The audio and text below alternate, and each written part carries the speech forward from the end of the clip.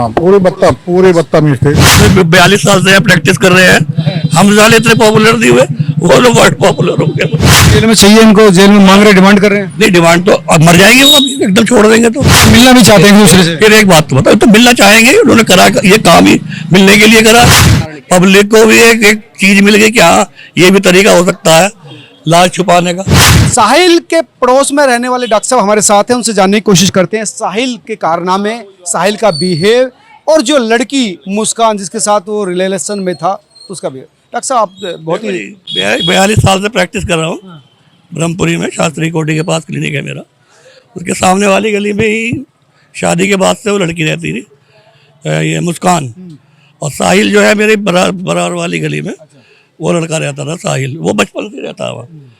उसे मैं करीबन 4-5 साल का था जब वो लोग वहाँ पे उस मकान में आए थे। पहले वो शास्त्री पब्लिक स्कूल, बचपन से लेकर जवानी तक आपके आंखों के आगे रहा। मेरी आंखों के आगे रहा।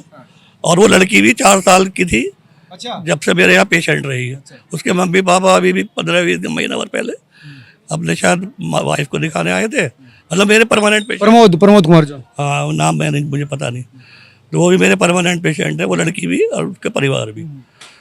लेकिन मैंने उन दोनों को कभी गलत नहीं देखा। आप तो नस नस से वाफिक है। हाँ बस नहीं, ये ऐसा तो नहीं कह सकते। अब मेरे पास 10 मिनट को कोई आया और वो मेरे से प्यार से बोला, नस तो दिखानी पड़ती है ना, वो असली नस तो बीवी जानती है कि कौन सी दवा नहीं है। लड़की का बिहेव, बीवी ने जान लिया तभी तो उड़ा दिया उसे। लड़की का बिहेव कैसा था वकील नहीं, साहब? लड़की बड़ी सीरियस आदमी लड़की थी, मुस्कान भी, लड़का भी बहुत सीधा था वो, मतलब पड़ोस में इधर उधर कोई बदतमीजी कुछ थी नहीं लड़के की तरफ से। उसके बराबर में और अच्छी फैमिली रहती है, लेकिन साइकोलॉजिकल लड़कियां हैं सामने है, इधर है। कभी किसी ने कभी शिकायत नहीं करी कि जिंदा छेड़ दिया, सुल्फा पी के दारू पी के छेड़ दिया, करता पीता जरूर था। ये तो आपको भी पता था? हाँ पता। कभी आपसे हेल्प मांगी होगी क्या? नहीं मुझे लत है या नहीं ऐसा कुछ नहीं ऐसा। परिवार का खर्चा, इसका साहिल का खर्चा कैसे चलता है? भाई ये नहीं पता मुझे, अंदर की बात है ये तो। परिवार सुनने में कि फ्लैट भी है इसके पास, इनकम ठीक है? नहीं ये भी नहीं पता मुझे, ये भी नहीं। अब भाई साहब जो हम पढ़ रहे हैं देख रहे हैं उसमें तो ये आ रहा है कि ये कोई ऊपरी बात हो गई। फिर ये जो ड्रग का नशा है ना, एक शराब को छोड़ के जो ड्रग एडिक्ट होते हैं, ये सुल्फा इंजेक्शन, ये दिमाग से खत्म हो जाते हैं। सुनने में आ रहा है जेल में चाहिए इनको, जेल में मांग रहे, डिमांड कर रहे हैं। नहीं डिमांड तो अब मर जाएंगे वो, अभी एकदम छोड़ देंगे तो जेलर को देनी पड़ेगी, क्योंकि ये नशे ऐसे होते हैं एकदम नहीं छोड़ सकते। क्योंकि एक अभी आया था कि वो नशा मुक्ति केंद्र से मदद मांगी उन्होंने, उसे कुछ दवाई दी गई, तो ये तो धीरे धीरे कम से कम 3 महीने अच्छा मान के चलिए कि उसको लगेंगे नॉर्मल आने में।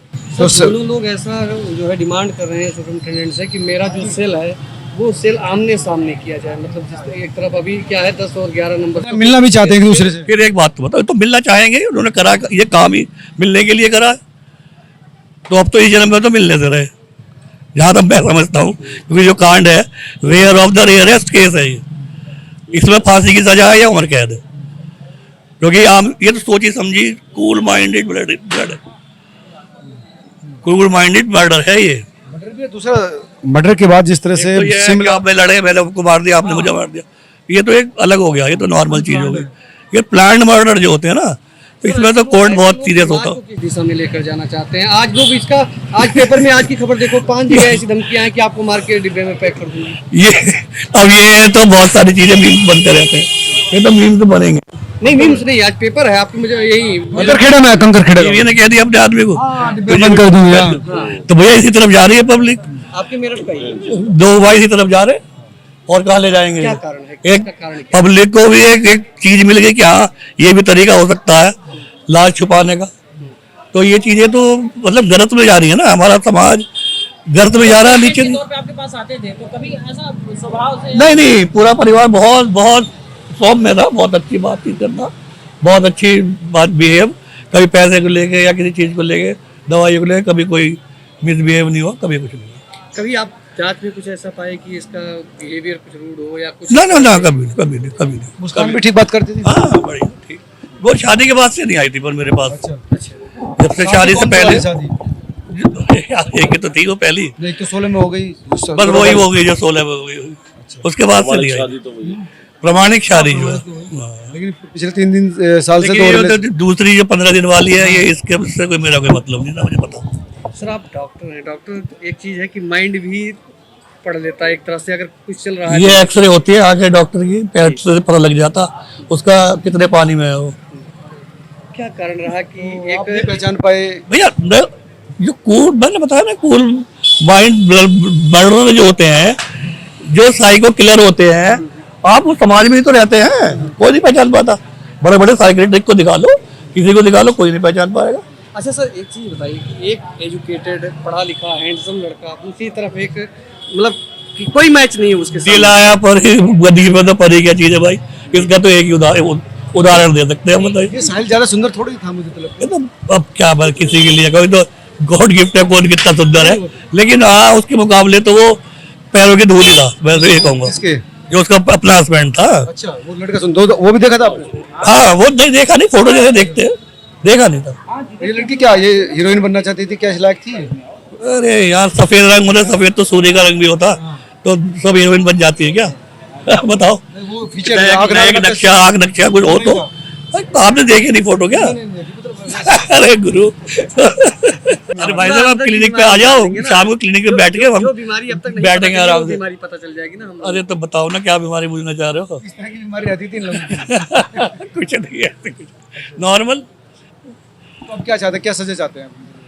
भाई हम तो जब मैं अपने मुंह से नहीं कह सकता, सब केस जो है चल रहा है कोर्ट में। घटना के बाद में परिवार ने पूरा अपने आप को लॉक कर लिया अंदर, क्या कारण है कि वो लोग अब मीडिया से बात नहीं करना चाहते? देखो कोई भी ऐसा आप समाज में मुंह दिखाना वो या सीना तान के चल सकता है, जिसको जो निष्कलंक हो, निष्पाप हो, और एक अगर पढ़ा लिखा आदमी है और सभ्य समाज का आदमी है, तो उसके लिए तो एक किसी बात भी ऐसा होता है जरा काले खुद के मुंह पे तो सिर झुका के चलेगा। मान लिया मैं हूँ, मेरी लड़की भाग गई, मैं कितना अच्छा हूँ, कितना बढ़िया हूँ, लेकिन मेरा सिर ही रहेगा, महीनों शक्ल नहीं दिखा सकता, और उसने तो इतना बड़ा कांड कर दिया।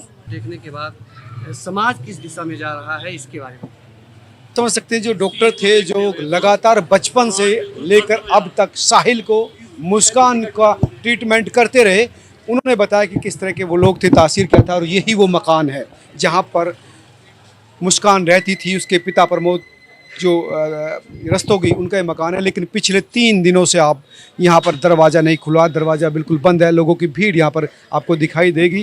कई बार हमने दरवाज़ा खटखटाने की कोशिश की, बजाने की कोशिश की, आवाज़ लगाई पिछले 1 घंटे से, लेकिन घर के अंदर से कोई भी नहीं आया। बिल्कुल घर बिल्कुल बंद है। काफ़ी सुंदर घर बनाया है। ये पूरा जो घर है इस फैमिली ने ख़रीदा है। जो सर्राफे की जो दुकान थी उसको बेचने के बाद ये 40 लाख में ये मकान खरीदा है, और इसके बाद यहाँ पर बंद है। लोगों का हुजूम यहाँ पर है। डर लगता है भैया? बस डर तो लगता ही है जी, ऐसा इतना बड़ा केस हो गया है। और जब और खुलासे जब होंगे, जब वो रिमांड पे आ जाएंगे, आगे रिमांड पे नहीं अभी अभी नहीं आई, आने वाली है। हाँ, जब रिमांड पे आएंगे और खुलासे जब हो जाएंगे। इन परिवार इनसे मिलो कभी आप? ना ये तो नहीं, अभी आके बसे हैं। हाँ तो आप देखने ही आए थे मकान? हाँ, नहीं हम इसी गली में रहते हैं, ये बराबर वाली गली में रहते हैं, हम इसी गली में रहते हैं। भीड़ बहुत लगी रहती है आवाज़ को। नहीं भीड़ तो नहीं लगी रहती है, जैसे कोई आप क्या कहेंगे? हम तो कुछ नहीं कहते, हमारे वही है। तो ये लोग हैं, आप देख सकते हैं कि यहाँ पर काफ़ी बड़ी संख्या में लोग हैं, आसपास के रहने वाले हैं। तो इनका ये कहना है कि उम्मीद नहीं थी कोई लड़की इस तरह का कारनामा कर सकती है, और ये उनके पिता की दुकान है श्री राम ज्वेलर्स के नाम से। प्रॉपर्टी का काम भी यहाँ पर करते थे, कमीशन एजेंट थे वो। मकान, दुकान, फ्लैट, कृषि भूमि, प्लॉट, तमाम तरह के जो काम थे प्रॉपर्टी डीलिंग से जुड़े हुए वो करते थे, और जो ज्वेलर्स का काम है वो भी यही करते थे। लेकिन ये दुकान तो उसी दिन से बंद है, और घर पिछले 3 दिन से 4 दिन से बंद है, खुल नहीं रहा है। तो ये एक स्थिति यहाँ पर आप कह सकते हैं कि ब्रह्मपुरी में देखने को मिली है, जहाँ पर ये मकान आपको बंद दिखाई देगा, लेकिन सड़कों पर लोगों की भीड़ है। मकान बंद है, घर से कोई आ नहीं रहा। हालांकि जो सुनने में आ रहा है कि उनके जो वकील है, उनके वकील ने मना कर दिया है। तो पिछले 3 दिनों से मकान बंद है। सुनने में ये आ रहा है कि वकील ने मना कर दिया है कि इस मामले पर बोलना नहीं है, खामोश रहना, और उसके बाद से ही परिवार खामोश है। आप तमाम लोग क्या सोचते हैं जरूर बताएं। नमस्कार।